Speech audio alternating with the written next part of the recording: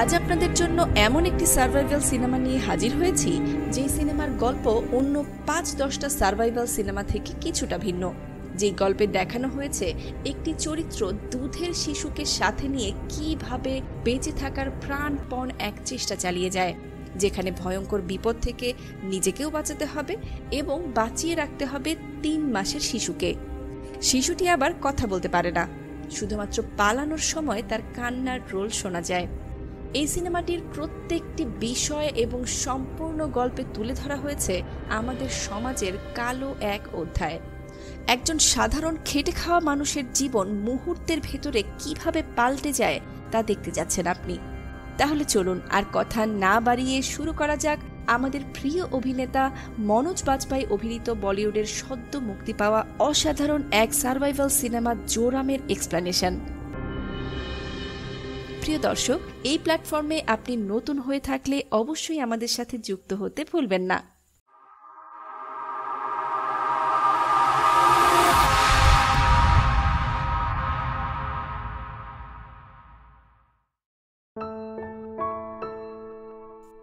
গল্পের শুরুটা হয় ভারতের মুম্বাই থেকে, যেখানে দাশরু নামের এক লোক তার স্ত্রী ও সন্তান নিয়ে বসবাস করে। স্বামী স্ত্রী দুজনেই শ্রমিকের কাজ করে তাদের জীবিকা নির্বাহ করে থাকে। দারিদ্রতা যেন ছায়ার মতো জড়িয়ে আছে তাদের জীবনে। আর্থিক অভাব থাকার কারণে তাদের নেই কোনো ঘরবাড়ি, তবুও বেশ ভালোই কাটছিল তাদের দিনকাল। তারা যে কনস্ট্রাকশন সাইটে কাজ করে সেখানে কোনো রকমে মাথা গোঁজার ঠাঁই করে নেয় এই দম্পতি। একদিন দাশরু ও তার স্ত্রী যখন কনস্ট্রাকশন সাইটে লেবারের কাজ করছে, ঠিক তখনই ঝাড়খণ্ডের এমএলএ এসে হাজির হন। দাশরুকে দেখে এমএলএ বেশ অবাক হয়ে যান। তার ভাবভঙ্গি দেখে স্পষ্টই বোঝা যায় যে দাশরুকে হয়তো তিনি আগে থেকেই চেনেন, যা আমরা এই গল্পের গভীরে গেলে জানতে পারব। স্বাভাবিকভাবেই সেই সময় ওই এমএলএ দাশরুকে জিজ্ঞাসা করেন যে সে কোথা থেকে এসেছে। প্রতি উত্তরে সে জানায় ঝাড়খণ্ডের ছোট্ট একটি গ্রাম থেকে কাজের খাতিরেই সেখানে আসা। মূলত এমএলএ এখানে এসেছিলেন তার পলিটিক্যাল পাওয়ার আরও মজবুত করতে, অর্থাৎ জনবল বা প্রচারণা যাকে বলে আর কি। কনস্ট্রাকশন সাইটে আসার পরই এমএলএ সব শ্রমিককে টুকটাক উপহার দেন এবং সেদিন দাশরুর বাড়িতে দুপুরের খাবারও খায়। খাবার খাওয়ার সময় এমএলএ দাশরুকে জিজ্ঞাসা করেন যে সে ঝাড়খণ্ডের কোথায় থাকত আর এখানে আসার আগে সে কী বা করত এবং এখানে সে কবে এসেছে। তখন দাশরু জানায় প্রায় ৫ বছর হয়ে গেছে তার মুম্বাইতে আসার। এরপর এমএলএও খাওয়া দাওয়া শেষ করে সেখান থেকে চলে যান, কিন্তু কেন জানি দাশরু তাকে দেখে অনেক বেশি ঘাবড়ে গিয়েছিল। এরপরের দৃশ্যে আমরা দেখতে পাই দাশরু যখন বাইরে থেকে এসে তার নিজের ঘরে ঢোকে, তখন সে দেখতে পায় তার স্ত্রীকে কেউ যেন খুন করার পর উল্টো করে ঝুলিয়ে রেখেছে। এমন দৃশ্য দেখার পর দাশরুর মাথায় যেন আকাশ ভেঙে পড়ল। কোনো কিছুই বোঝার আগে পেছন থেকে কিছু গুন্ডা এসে তাকে আক্রমণ করে। এর মধ্যে একজন গুন্ডা আক্রমণ করার দৃশ্যগুলোকে ভিডিও করছিল। অনেক ধস্তাধস্তির পর দাশরু কোনো রকম ভাবে সেসব গুন্ডাদের হাত থেকে পালিয়ে যেতে সক্ষম হয়। কনস্ট্রাকশন সাইটে থাকা বাকি শ্রমিকরা এই ঘটনা দেখার পর তৎক্ষণাৎ পুলিশকে ফোন করে। এর কিছুক্ষণ পর পুলিশও ঘটনাস্থলে এসে হাজির হয়, কিন্তু ঘটনাস্থলে পুলিশ আসার আগেই দাশরু তার ৩ মাসের ছোট্ট শিশুকে নিয়ে সেখান থেকে পালিয়ে গিয়েছিল। এবার দাশরুকে খুঁজে বের করার দায়িত্ব চাপানো হয় ইন্সপেক্টর রত্নাকরের ওপর। এরপর দেখা যায় এমএলএ কোনো এক অচেনা ব্যক্তিকে ফোন করে বলছে ঝাড়খণ্ডের একজন মাওবাদী নাকি মুম্বাইতে ঢুকে পড়েছে এবং তাকে যত দ্রুত সম্ভব মেরে ফেলতে হবে। মাওবাদী বলতে কি বোঝানো হয় তা জানেন নিশ্চয়ই। সহজ ভাষায় বলতে গেলে যারা দেশের গণতন্ত্র, রাজনীতি, ধর্ম, বর্ণ ও জাত কোনো কিছুই মানে না, তারা শুধু একটা জিনিসই আশা করে, আর তা হচ্ছে খেটে খাওয়া মানুষদের অধিকার পূরণ হোক। শ্রমিকদের নিয়ে গণতন্ত্রের ধরাবাঁধার নিয়মগুলোকে যারা অস্বীকার করে তাদেরকেই ঠেলে ঠুলে মাওবাদী শব্দের ভেতর বন্দি করা হয়। গুন্ডাদের হাত থেকে দাশরু মার খাওয়ার সময় যে ভিডিও ধারণ করা হয়েছিল, সেই ভিডিওটি একসময় এমএলএর হাতে গিয়ে পৌঁছায়, আর এই ভিডিওটাকেই এমএলএ একটি নাটকীয়তায় রূপান্তরিত করেন। ভিডিও ফুটেজটিকে একসময় মিডিয়ার কাছে পৌঁছে দেন এমএলএ এবং সেটাকে খবরে প্রকাশ করা হয়। খবরে আরও বলা হয় যে একজন মাওবাদী ঝাড়খণ্ড নামক এক এলাকা থেকে মুম্বাইতে চলে এসেছে আর কনস্ট্রাকশন সাইটে কাজ করার পাশাপাশি সে বড় কোনো হামলার প্ল্যান করছিল। এরপর আমরা ইন্সপেক্টর রত্নাকরকে দেখতে পাই। দাশরুকে ধরার জন্য গোটা সিস্টেম বেচারাকে খুব প্রেসার দিতে থাকে।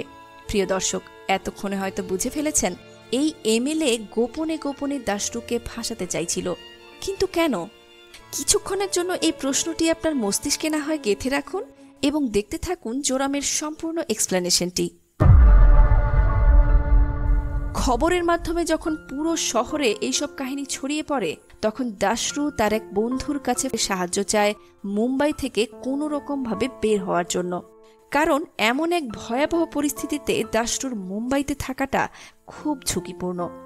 কিন্তু তার বন্ধু প্রতি উত্তরে বলে যে কোনো অন্যায় না করে থাকলে পুলিশের কাছে গিয়ে আত্মসমর্পণ করতে। কিন্তু দাশরু ঠিকই জানত যে পুলিশের কাছে যাওয়া মানেই নিজের এবং সন্তানের বিপদ ডেকে আনা। বন্ধুর কাছ থেকে সেদিন দাশরু কোনো সাহায্য পায়নি। এবার সে নিজেই ঝুঁকি নিয়ে ঝাড়খণ্ডে যাওয়ার জন্য একটি ট্রেনে ওঠে। দুর্ভাগ্যবশত কিছুক্ষণ পর সেখানে পুলিশ এসে পড়ে। কোনো কিছু না ভেবেই তারা ট্রেনের ভেতর তল্লাশি চালানো শুরু করে। পুলিশদের নজর ফাঁকি দিয়ে সেখান থেকে পালানোর চেষ্টা করে দাশরু, অথচ এতে কোনো লাভ হয়নি। তড়িঘড়ি করে পালানোর সময় ইন্সপেক্টর রত্নাকরের সামনে পড়ে যায় সে।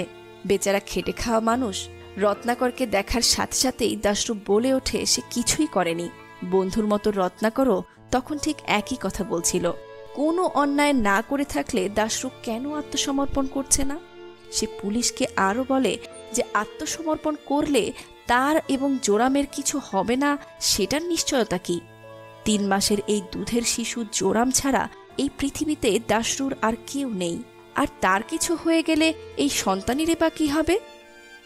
অন্যদিকে নিজের স্ত্রীকেও কেড়ে নিল এই নোংরা সিস্টেমে থাকা ক্ষমতাধর এক ব্যক্তি।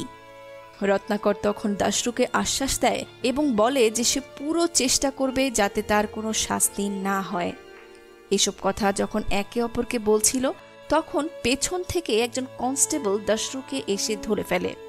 কোনো রকমভাবে এই কনস্টেবলের হাত থেকে ছুটে দাশরু ট্রেন থেকে লাফ দেয় এবং কোনো রকমভাবে পালিয়ে চলে আসে ঝাড়খণ্ড নামক গ্রামে। সেখানে যাওয়ার পর সে দেখতে পায় সেই ঝাড়খণ্ড নামক গ্রামটি আর আগের মতো নেই। পুরনো সাথীদের খুঁজতে গেলে সে কারোর দেখা পায় না।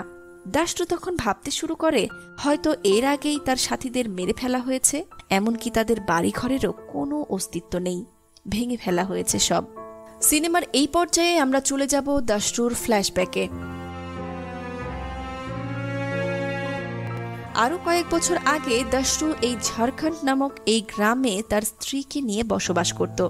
এই গ্রামের অধিকাংশ মানুষ কৃষিকাজের ওপর নির্ভরশীল ছিল। হঠাৎ একদিন এই গ্রামে স্বনামধন্য একটি কোম্পানির লোকেরা আসে এবং আসার পর তারা কনস্ট্রাকশন সাইট নির্মাণ করার সিদ্ধান্ত নেয়। আর এইসব নির্মাণ করতে গেলে অবশ্যই জায়গা জমির প্রয়োজন, যার কারণে এই কোম্পানি গ্রামের কৃষকদের কাছ থেকে টাকার বিনিময়ে জমি কিনতে চায়। কিন্তু ঝামেলা পেকে যায় তখন যখন গ্রামের কেউই তাদের জায়গা বিক্রি করতে চায় না। জায়গার বিনিময়ে শুধু টাকা নয়, এমনকি তাদের থাকার জন্য বাসস্থান এবং জীবিকা নির্বাহ করার জন্য চাকরি, এই সব কিছু অফার করলেও গ্রামের কেউই তাদের জায়গা ছাড়তে রাজি হয়নি। তারপর আমরা স্ক্রিনে এমন এক ব্যক্তিকে দেখতে পাই যে ব্যক্তি খোলাসা করবে এমএলএ এবং দাশরুর মধ্যে থাকা সম্পর্কের রহস্য। এই ছেলেটির নাম মারবি। মূলত এই মারবি এমএলএর ছেলে, যে এমএলএর পরিচয় আমরা শুরুতে পেয়েছিলাম। গ্রামের লোকেরা এত সুবিধা পাওয়ার পরও যখন জমিগুলো ছাড়ছিল না, তখন এই মারবিও তাদেরকে বোঝাচ্ছিল যাতে তারা তাদের জমি, অর্থ ও বিভিন্ন সুবিধার বিনিময়ে কোম্পানিটিকে দিয়ে দেয়। যখন সোজা আঙ্গুলে ঘি ওঠেনি, তখন সিদ্ধান্ত নেয় গ্রামের লোকেদের ওপর অত্যাচার বা জবরদস্তি করে জমিগুলো আদায় করার, কারণ এটা সরকারি প্রজেক্ট এবং এই জমি সরকারকেই দিতে হবে। সেদিন মাওবাদী সদস্য দাশরুও অসহায় গ্রামবাসীদের পক্ষে ছিল। দাশরু সেদিন সিদ্ধান্ত নিয়েছিল যে কোনোভাবেই হোক সে তার সর্বস্ব দিয়ে গ্রামকে বাঁচাবে। দাশরু নিজেও চাইছিল না যে কৃষিকাজের উপর নির্ভর থাকা একটি গ্রামে কোনো কনস্ট্রাকশন সাইট হোক। এক পর্যায়ে মাওবাদী সকল সদস্যরা জানতে পারে এমএলএর ছেলে মারবি গ্রামবাসীদের জমি সরকারকে দিয়ে দেওয়ার জন্য সবাইকে উস্কাচ্ছে। এই কথা জানার পর মাওবাদীরা মারবিকে অনেক মারধর করে এবং মারধর করার পর তাকে উল্টো করে ঝুলিয়ে রাখে। সেদিন মাওবাদীরা গ্রামবাসীদের আরও বলে, মারবির মতো যদি কেউ এমন কাজ করে তাহলে তাকেও এইভাবে শাস্তি দেওয়া হবে। দাশরু মাওবাদী হওয়া সত্ত্বেও মারামারি কখনো পছন্দ করত না। তাই মাওবাদী সদস্যরা যখন মারবিকে মেরে ফেলে রেখে চলে গিয়েছিল, তখন দাশরু এসে তাকে পানি খাওয়ায় এবং তার হাত পায়ের দড়ি খুলে দেয়। মারবিকে সাহায্য করার পর সেখান থেকে সোজা বাড়ি চলে আসে সে। বাড়িতে আসার পরে সে তার স্ত্রীকে বলে সবকিছু গোছাতে, কারণ তারা আর এই গ্রামে থাকতে চায় না। দাশরু সিদ্ধান্ত নিয়েছে যে গ্রামের এই ঝামেলা শেষ হলে তারা আবারও গ্রামে ফিরে আসবে। সিনেমার গল্প এবার পুনরায় বর্তমানে ফিরে আসে। এখানে দেখা যায় পুলিশ অফিসার রত্নাকর ইতিমধ্যেই জেনে গেছে যে দাশরু এখন ঝাড়খণ্ডে আছে। আর এই তথ্য জানার পর রত্নাকর দাশরুকে গ্রেফতার করতে সোজা চলে আসে ঝাড়খণ্ডে আসার পর রত্নাকর দেখতে পায় গ্রামের গাছপালা সব কেটে ফেলা হয়েছে এবং সেখানে সরকারি প্রজেক্টের কাজ ইতিমধ্যেই শুরু হয়ে গিয়েছে। এমন মুহূর্তে রত্নাকরকে রিসিভ করার জন্য সুকেতু নামের একজন লোক আসে। তারপর তারা দুইজন রওনা দেয় পুলিশ স্টেশনের উদ্দেশ্যে। যাওয়ার পথে রত্নাকর সুকেতুর সাথে টুকটাক কথা বলতে থাকে। কথার এক পর্যায়ে সুকেতুর রত্নাকরকে জানায় এই গ্রামটি নাকি শুরুতে জঙ্গলে পরিপূর্ণ ছিল এবং এখানে নাকি আগে আদিবাসীরা বাস করত, আর এই আদিবাসীরাই কৃষিকাজ করে তাদের জীবিকা নির্বাহ করত। সেই থেকে এই গ্রামে এখনো পর্যন্ত সবাই কৃষিকাজের উপর নির্ভর।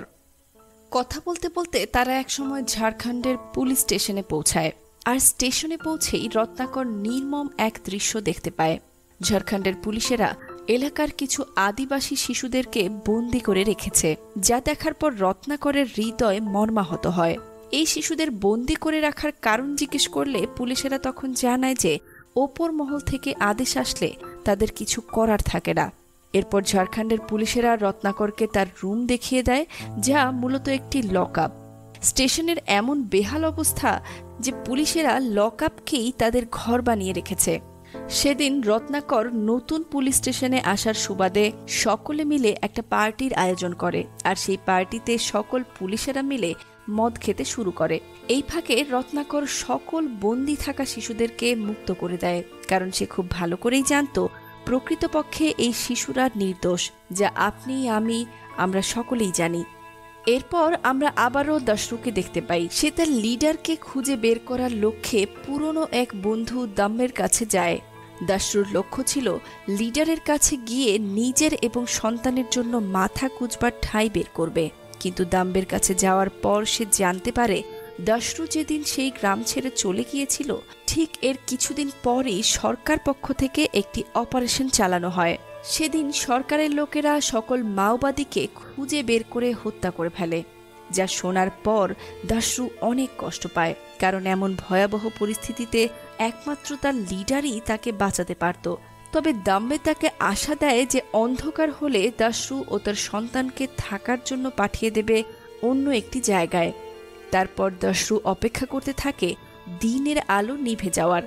এদিকে হঠাৎ ঝাড়খণ্ডের পুলিশ অফিসারের কাছে এমএলএ ফোন করেন এবং তাকে বলে যে দাশরুকে কোথাও পাওয়া গেলে সাথে সাথেই যেন মেরে ফেলা হয়। কিন্তু রত্নাকর তা জানার পর সকলকে বারণ করে এমনটা না করার জন্য। কিন্তু কি আর করার, উপর মহলের নির্দেশ তো পালন না করলে শেষে তাদের চাকরি নিয়ে টানা হেঁচড়া চলবে।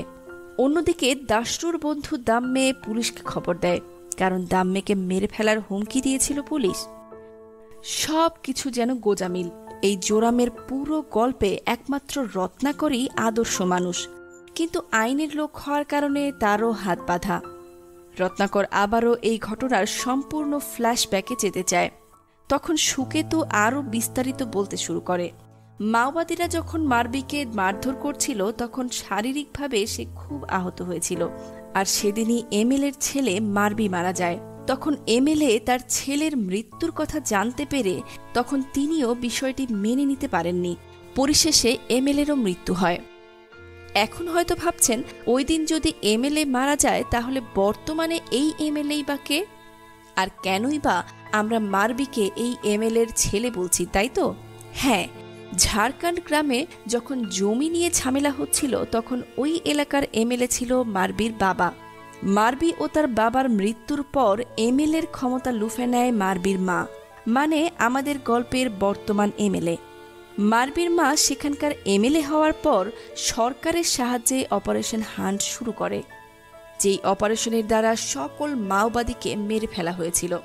ছেলে ও স্বামীর মৃত্যুর আগে মার্বির মা একজন সাধারণ গৃহিণী ছিলেন, কিন্তু তাদের মৃত্যুর পর তিনি মাওবাদীদেরকে নিজের শত্রু ভাবতে শুরু করেন এবং প্রতিশোধের নেশায় বুঁদ হয়ে যান।